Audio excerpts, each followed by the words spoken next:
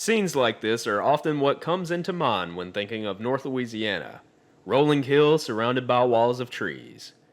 We are beside the shut down House of Rayford feed mill in Shreveport, Louisiana. In today's video, we will be exploring some of CPKC's eastern end of the Vicksburg subdivision in the Louisiana Delta. Train 169 is Texas bound as it crests over the hill. While this route's grades are nothing compared to Rich Mountain or the mountains of Canada, it is a stark contrast compared to the relatively flat rail to the east. A pair of older SD-70 Maces are on the head end today. Once a common sight, now it's something truly worth leaving the house for. The Kansas City Southern sold a large portion of the Mac fleet several years ago. Many would find new homes for railroads such as the Metro Commuter Service of Chicago or the Alaska Railroad. 9 times out of 10, you'll find the remaining motors on local or work train duty, but to see a pair leading a stack train almost never happens.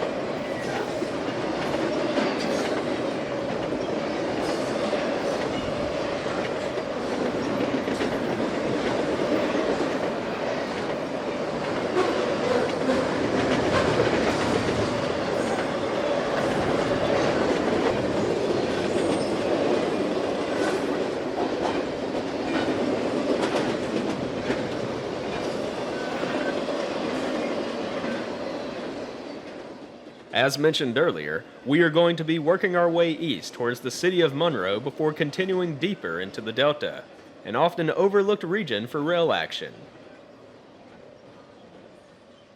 About 20 miles to the east of Shreveport, we are on the outskirts of the Monroe metro area in West Monroe. This is Control Point West Fitzmaurice on Well Road. In the siding, we spot the DPU of train 266 awaiting westbound traffic. While it wouldn't be moving for another few hours, another 169 makes an appearance. 169 is one of several daily intermodals that traverse the speedway. Since the CPKC merger, there has been slight increases in traffic, and the odds of that trend continuing is favorable thanks to the recent Meridian and Bigby partnership with CSX.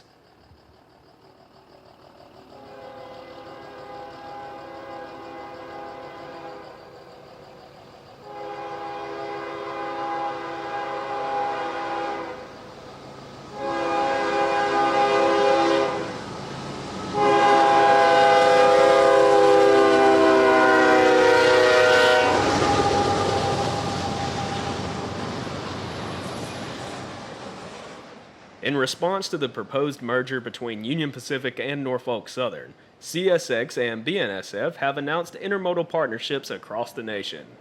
While I'm just brainstorming here, we could see both giants utilizing this route for the transportation of more goods between the Southeast and California. Time will only tell.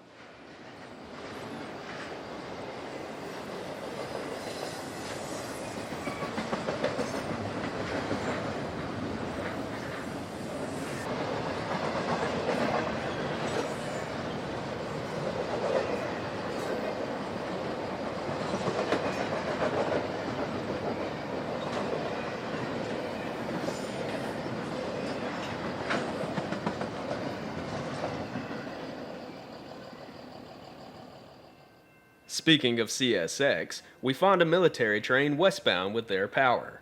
I'm not entirely sure the origin point of this train, but it is likely bound for either Beaumont, Texas, or Fort Polk near Leesville, Louisiana.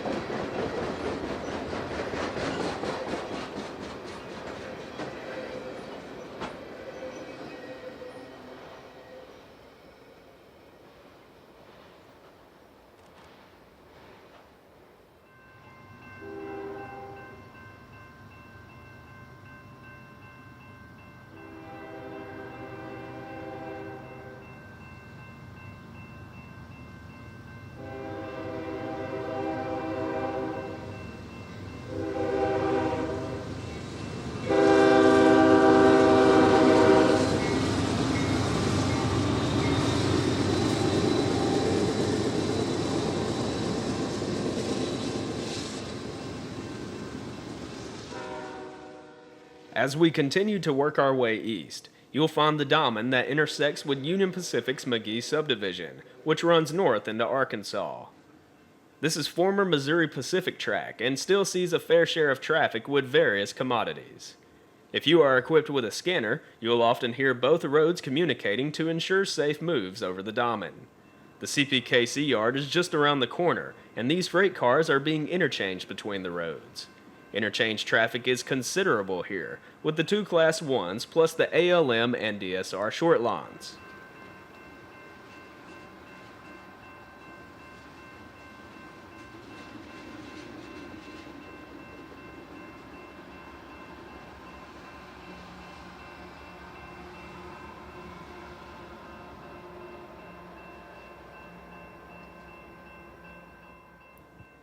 Back on the CPKC side of the tracks, train 167 is passing through the yard and crossing the diamond. 14-year-old ES44AC number 8917 is in charge of this westbound.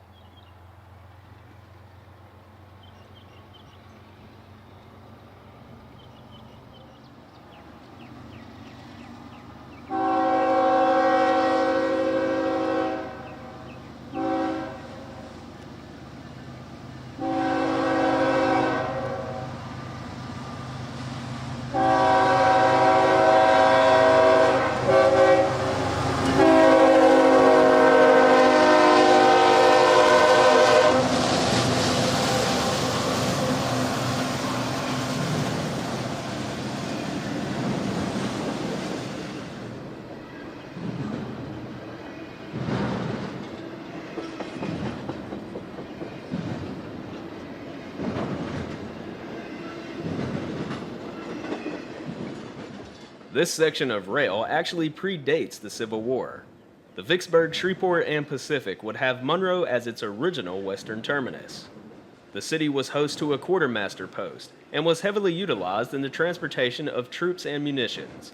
Ultimately, the Union and Confederacy would both dismantle the line to support their campaigns during the Civil War. Ultimately, the route would be rebuilt, but this time in standard gauge instead of the prior 5-foot 6 gauge. The potential that locals and businessmen saw in the mid-19th century was no fantasy, as today it serves as the quickest route linking the southeast to the southwest. Near the Monroe Regional Airport, eastbound train 968 is proving that point I just made. Union Pacific brings this stacked train from California and hands the reins to the CPKC in Shreveport. Acting as the middleman, CPKC will haul the cargo to the Norfolk Southern Interchange in Meridian, Mississippi.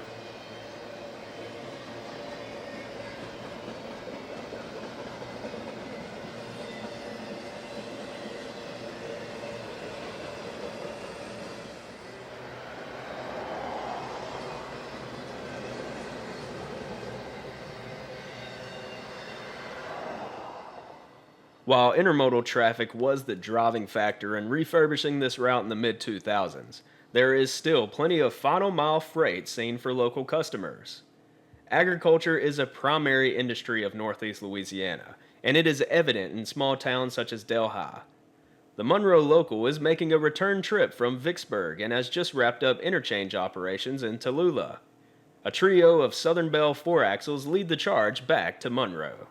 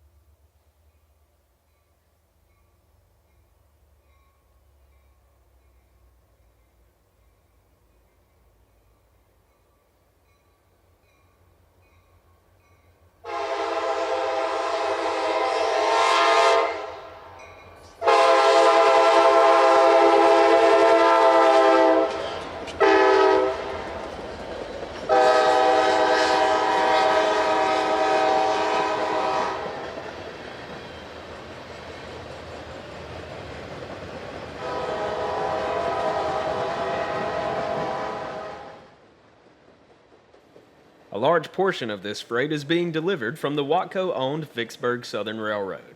The local will bring the cars to Monroe for road manifest trains to pick up. The process is reversed when cars are needed to be delivered to the VSOR or multiple other short lines along the subdivision. Control Point Shannon is the site of a siding in Dunn. It was named after an executive of the Mid-South, the previous operator of the line before Kansas City Southern. What crews now refer to as the Job 8 local must diverge into the siding and await an eastbound approaching.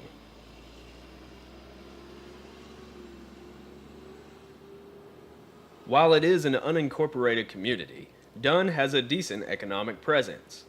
Along with grain elevators, Lamb Weston has a massive facility dedicated to the processing of sweet potatoes, the first of its kind actually. The local is waiting for train 275. It is a mixed freight that originates out of Mexico and is ultimately bound for High Oak Yard near Jackson, Mississippi.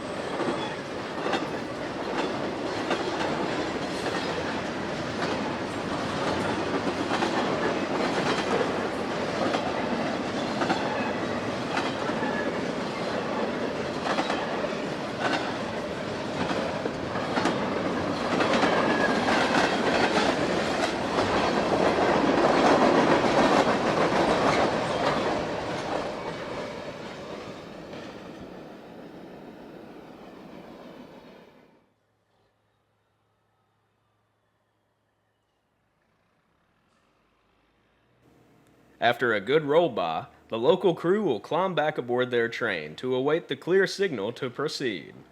Dispatch will give them that green, and the local is back on the move. I hope that you've enjoyed this video on some more CPKC action.